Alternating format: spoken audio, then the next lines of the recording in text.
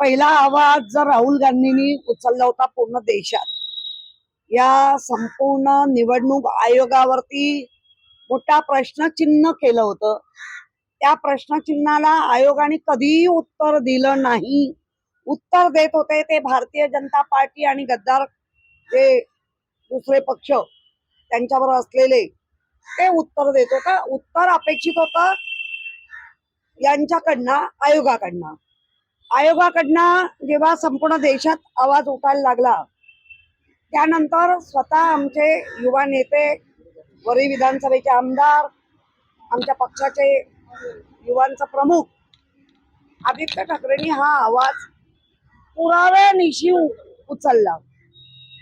पण त्यावेळेला सुद्धा आदित्य ठाकरेंना उत्तर भारतीय जनता पार्टीच्या प्रमुख नेत्यांनी दिली व त्यांना वेगवेगळ्या नावानी संबोधायला लागले.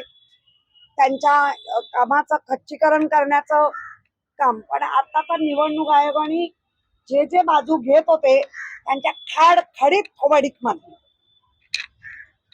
कारण आम्ही आमदारकीला मतदान केलं आणि आम्हाला तुम्ही दुबार ठरवतात म्हणजे नक्की कुठे बसून बोलतेय.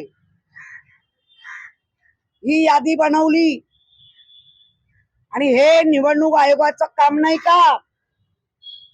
मग त्यांना निवडणूक आयोगाला जे सगळेजण संबोधितात, या कुठला आयोग आहे? आणि त्यांच्या भाषेत मी बोलते, मी माझी भाषा नाही, या भांडीघासा आयोग आहे. मग अशा पद्धतीने तुम्ही येऊ, म्हणजे माझं नाव नाही, मी एक जागरूक नागरिक आहे. मतदानाच्या वेळेला तुम्ही आम्हाला दुबार म्हणून बाहेर पण काढू शकता. म्हणजे सगळे अधिकार तर हळूहळू काढून घेतातच आहेत. खरं म्हणजे आज संविधान दिन आहे. मी त्या संविधान दिनाला सॅल्यूट करून, नमन करून त्याचं स्वागत करते. संविधान आहे, परमपूज्य डॉक्टर बाबासाहेबांना सॅल्यूट आहे. ते त्यांनी दिलं या देशाला, लोकशाही दिली. पण आज त्या संविधानाचा अपमान होतोच आहे, पण त्याचबरोबर ठोकशाही येते.